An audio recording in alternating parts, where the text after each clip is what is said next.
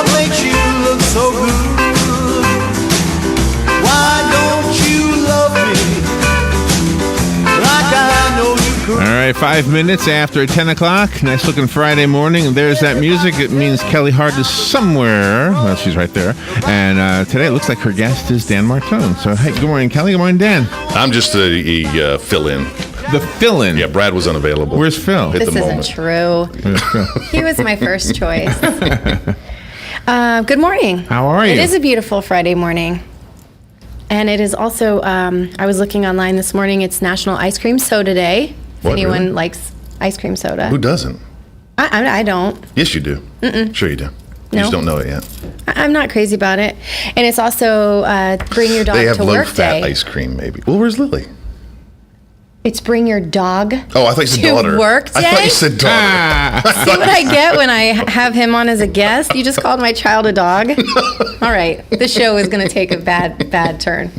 It's Bring Your Dog to Work Day, which is okay. what's really great is Linda allows us to bring our dogs to work all year long, That's cool. any time that we want. So we're a little spoiled at the magazine because we're very dog friendly. Mm-hmm. So we get to bring our dog. That's hard to do at certain places. Well, yeah. Yeah, I mean, if you work in like a food Yeah. chain or something, I I think can see it's Chili's having all the illegal. dogs running around. Yeah. Yeah, right. But it's really fun. You know, there's some psychology behind people that spend more time with dogs, or I guess maybe just pets in general, versus people that don't. You know, we're happier, we live longer. There's actual statistics. Everybody behind says that about whatever they do. it. Well, I mean, there must be some truth to it because they do have therapy dogs. You know, there's lots of counselors. I know Joyce Urban has, her dog is a licensed therapeutic dog. So there's some truth How old to is it. she? The dog or Joyce? Joyce. I don't know and would not say. Well, you said they live longer. I thought you were using her as an example. No, I'm just saying that, you know, there must be some truth behind the fact that dogs make you happier, or else. Oh, she's they a wouldn't happy be- person. Yes. She's a happy. She's a counselor. She's not old. She's a mental health happy. counselor. But does a dog live longer? No, they don't. I'm sure not. Most No, counselors, counselors probably don't live as long and as the people that enjoy their pets. Oh, okay. All right. It's a very hard profession. Okay. Hence why I write now. And speaking of writing, let's get to Ocala Magazine Radio. This month's issue is our Men of Influence issue. We have had so many emails and calls about this gentleman on the front cover, and so I just want to say while I have a captive audience that he is not a local person. He's not a prisoner, right? He's not a prisoner, although I saw that sexy prisoner online. I know where you're going with that. Yes. In fact, if I could have that guy somehow contact me, No. This is a felon. You don't want him. he's still hot. It doesn't- He's see, still. this is the Whoa, problem. whoa. This is the problem. Yeah. He looks There's like so an many absolute more better men supermodel. available. He would Exactly. make for a great Yeah. cover face. He's definitely. This gentleman Well, he is. is captive audience. All right, so keep him as a cover face and leave him where he Yeah, is. I don't want to have anything else to do with him other than if he would make for a great cover. What did He's he a do? beautiful man. It didn't say. Who cares? It didn't say. He might have slaughtered old ladies. Do you know who You guy? would care then. Have you seen I him? don't want Do to you who- know. I don't want it to burst No, I my. haven't seen it. He's got a tattoo on his neck. What does it say? TV or something? Where did this come from? I Where does didn't all this even stemming look at from? his neck. This is a YouTube sensation? or Well, something? I saw it on Facebook, of course. It was a news item. He's a beautiful man. No, and he's his- not. News item.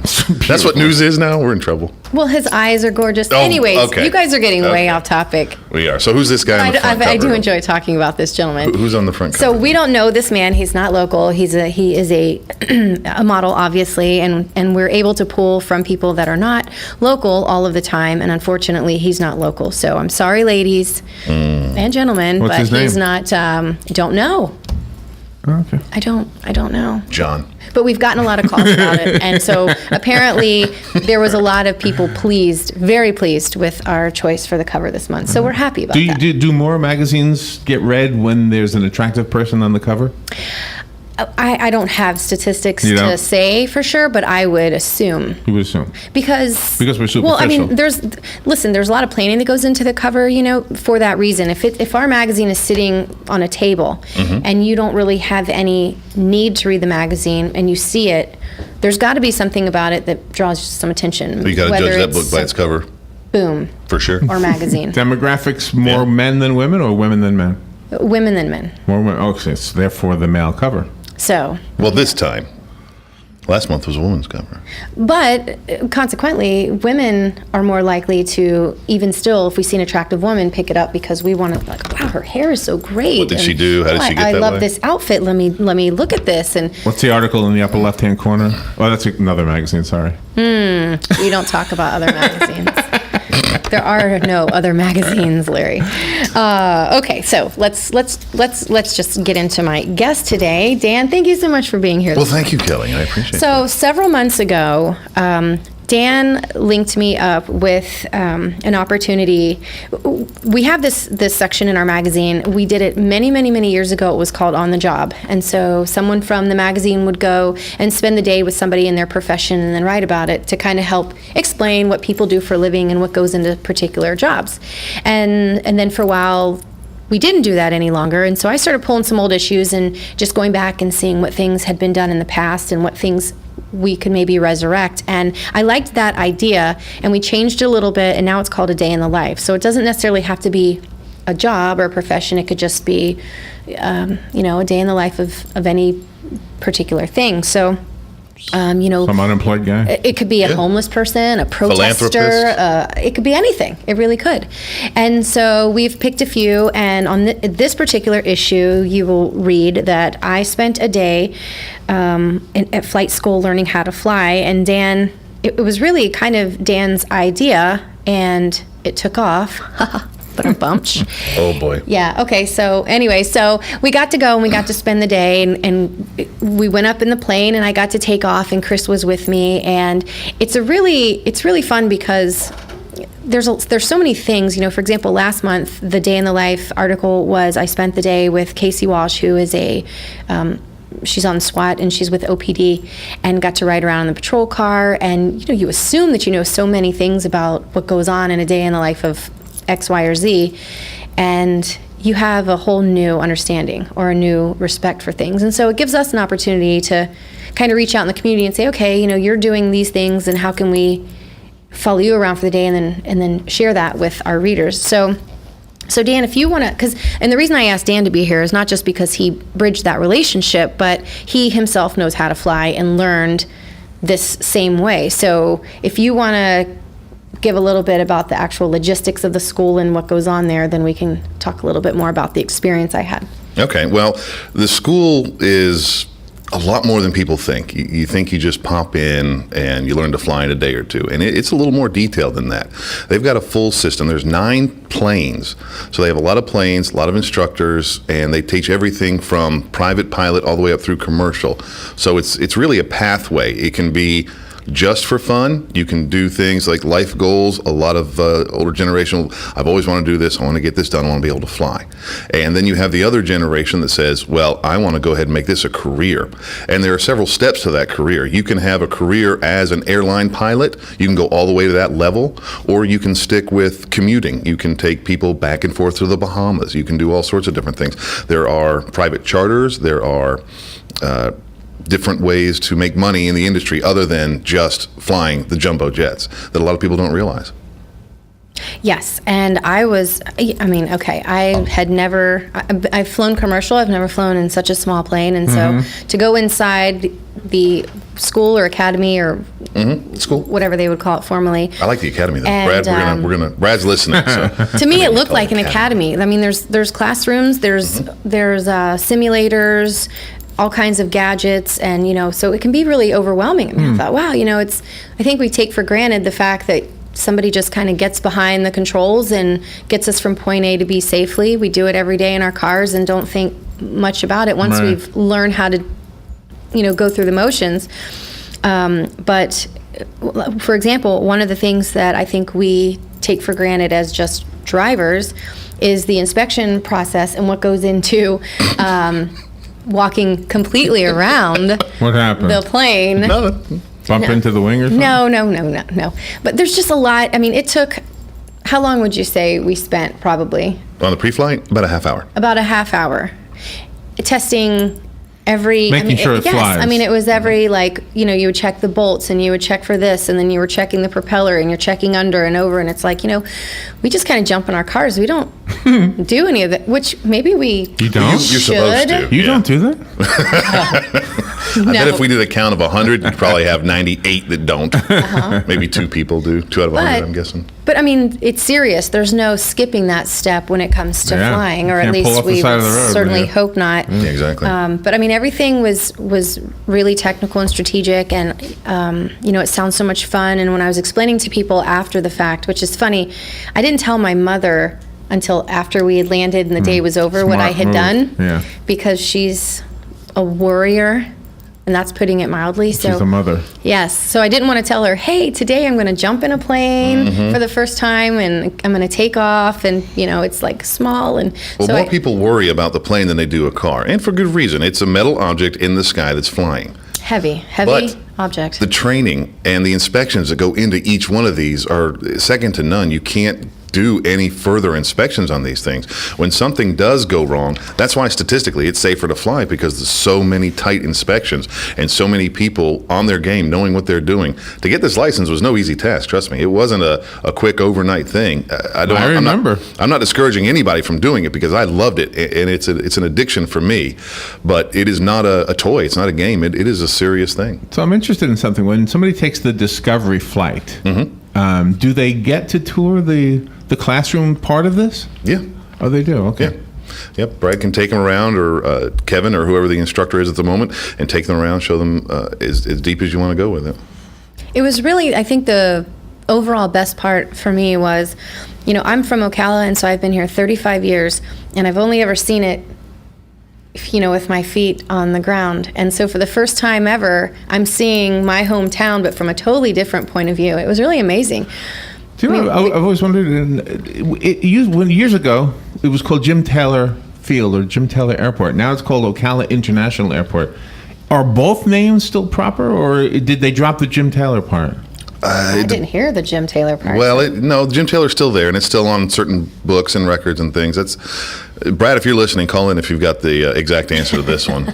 I'm a little lost on that one, but it is still Jim Taylor Field on a lot of things that I look up for research. Oh, really? Before every flight, you do the most research you can on where you're going, where you're coming from, and going to, weather conditions, flight conditions, time of day, things like that. And Jim Taylor Field is on most of the reports still.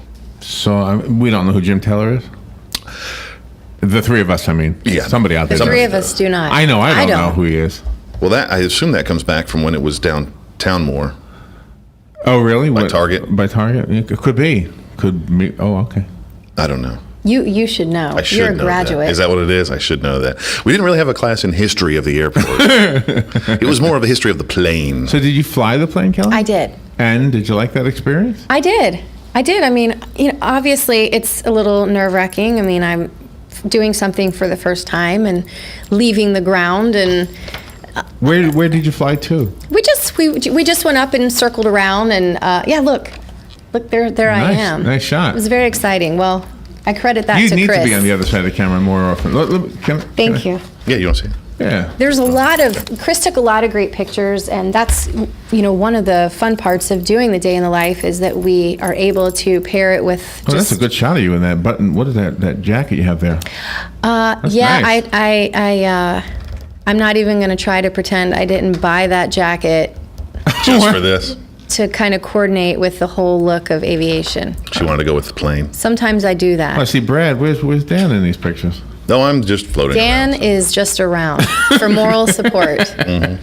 But it's really nice when Chris goes. I mean, he gets to capture so much of That it. is So cool. because even one day, you're not going to fully be able to portray the experience that you get, and we're limited to so many words and pages. So even I can't share the full experience. So through my experience and through photographs, we hope to kind of convey the overall experience, which, like I said, it was amazing. I mean, we saw the mall from the air. I saw my father's business from the air. Oh, and wow. you look down at the interstate and 200, which when you're driving down 200 seems like it's an endless abyss of Metal. chaos, and from up there Right. it looks like it's It's just peaceful, right? like little ants just kind of walking in a line. But And that's a good point you bring up, that you went up just to enjoy the flight. Now, Kelly doesn't really have so many aspirations of becoming a pilot, but that's okay. The Discovery flights are there for everybody. You don't have to want to become a pilot just to go on a Discovery flight, just to see your city, just to go by your house. They're open to all Discovery flights, mostly because from an advertising point of view,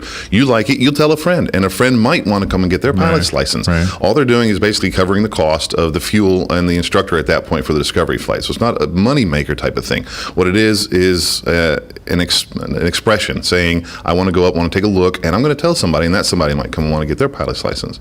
I could see it being a great gift for somebody. Oh, it is. At because Christmas time, yeah. I could see that being a great gift, because it's something that I still talk about. It's something that I can scratch off of, the list of things I've got, been able to do. And it was really an experience. And I could see where after going up, somebody might kind of get the itch now to want to.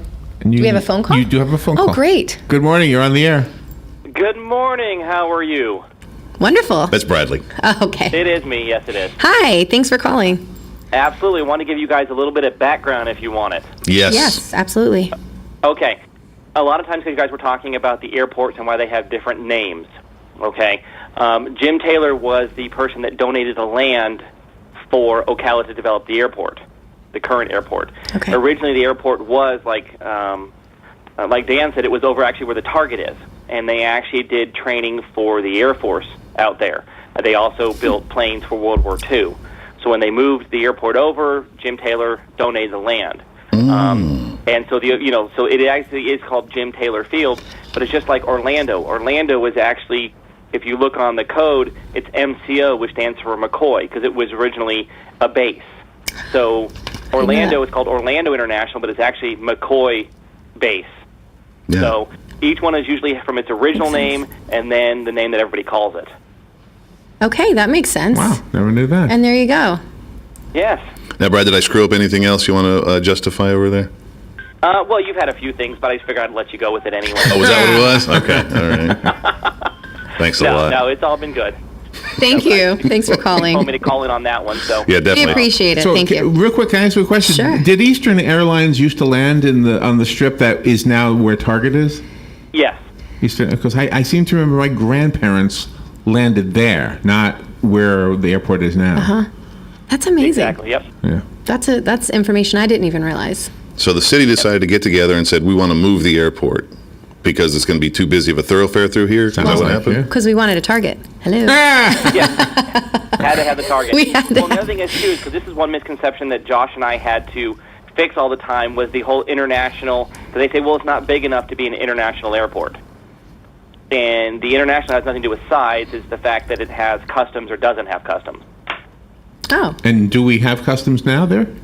No, we don't. Well, we had it, and we never We've dropped the had name. customs. Yeah, we used to share a customs officer with Leesburg, and so that's why it was considered an international airport. And they stopped that, but for some reason they still call it, I guess, with hopes of eventually getting back customs. Well, there Hopefully you we go. do. All Yeah. right. So there you go. That's going to be Brad's new role, customs enforcement agents. Yeah, that sounds like a good one. Hey, maybe we'll get, we'll drum in more students, more business. That'll be great. Well, that's the whole goal. All right. So, Thank you so right. much. thank you. All right, for those that don't know, that was Brad, and he is the general manager over at the Ocala Aviation Services Flight School. And thankfully had our answers. Yeah, Yeah, that was cool. Yeah, that's that was great. cool. You learn something every day. And another interesting fact that, and there is a photograph on page 54, and I'll let Dan explain it to you better because it actually happened to him. But so you walk down this hallway and there's nothing but pieces of shirts, and they have little messages and handwriting and signatures and funny things on them. And so I'm like, what's the deal with the wall-to-wall ceiling covered with pieces of this fabric or these shirts? So I'll let Dan explain to you what that was all about, because I thought it was a really interesting tradition that they have there. Well, it is. It's very neat. It's called your solo flight. And for anybody that's becoming a pilot, your solo flight is the definitive moment where you are in control of the plane without anyone else in the airplane.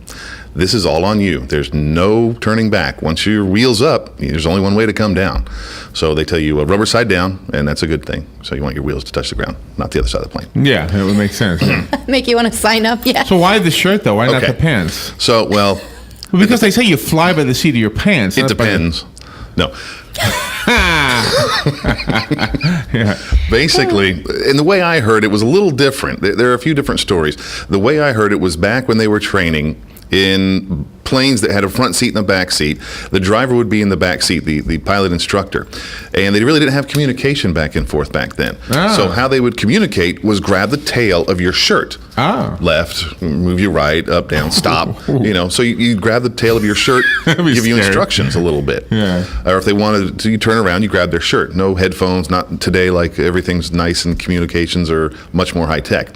So the goal there is once you cut out the back of your shirt, there's nothing that they can do. Nothing you need. You don't need You're help on your anymore. own. That's All right. This is the definitive moment. This is the passing of the torch. You're on your own. There's no shirt that the instructor can grab anymore. What does it say on your piece of shirt? Basically, just the solo, your date. You didn't write something on there? Like, No, not really. Just what plane you flew in. Okay. Well, Josh, my instructor, wrote something down. I had a little issue with certain directions on the calls. You have to call out what direction you're going in, downwind, base, final, and I would mess up the calling. So they had a little fun with that one. and you have another phone call. Good morning. Hey, You're on great. the air. Thank you for calling. Good morning. Yeah, hello everybody. Interesting program. Thank you. If a large commercial airliner had an emergency and couldn't land, let's say at Gainesville, which is probably the closest, largest airport that could accommodate it, would they be able to come into the Ocala airport, and especially at nighttime when the tower is not working? Yeah, even at night, the lights are working. The lights are controlled by the pilot, even at night. So 24 hours a day, you have availability to land at the Ocala airport. And yes, the runway there is nearly 9,000 feet. It's a very long runway, built for many, many large planes. In fact, we have many 737s land and take off from there that carry the horses for the Ocala Breeders Association, or the Ocala Breeders, horse people. What was the largest plane that ever came to land and take off at Ocala Airport? I'm not sure, but I think it was Air Force One. I think it was 747. I don't know that for sure, Hugh. I'm going to text Brad and see what the largest ever was. Well, yeah, he did. George Bush landed there. That's a great question. He went to the villages, yeah. I'd never thought about that. Yeah. In the event of an emergency, could Ocala support such a plane? So that's a great question. Yeah, well, that's a 747, so they don't get much bigger than that. Not really. No, I think the Airbus is probably the only largest thing, and I don't think we can quite handle that one. They had to build special runways for those planes. There's only a few in the world that do Okay, those Airbus planes. is bigger than a 747? Oh yeah, I didn't know that. Airbus is Okay. huge. The Airbus Thank you, Hugh. A320. Thank you. That was a great question. I hadn't thought about that. I guess I've never seen an Airbus. Oh, it's huge. Look up. I've seen a look city up bus, Airbus. but not an Airbus. Well, that's the whole point naming it Airbus. It's so big. Well, and the beauty of a day in the life within our issues is for this very reason. So it shares education with people. So it's not just our experience that we're writing about and able to share, but it kind of starts conversation. So people that maybe have never thought about some of these things, or, for example, it's like, oh, well, I'm learning a little bit more about our airport, but I wonder if, and then it kind of sparks conversation. So it's really beneficial for the whole community. And that's why we encourage people, if they have an idea for us, to please submit it, because there's so many different experiences, and obviously not everybody can experience everything. So sometimes through the magazine, we're able to choose things that we think would be of great interest to people and have our own experience, and we're able to share that, and then the education that goes along with it. So we were really excited that they gave us this opportunity and took the time and the fuel and the accommodations to have us out that day. And it was Kevin not, did a it was good not a job. beautiful day. It was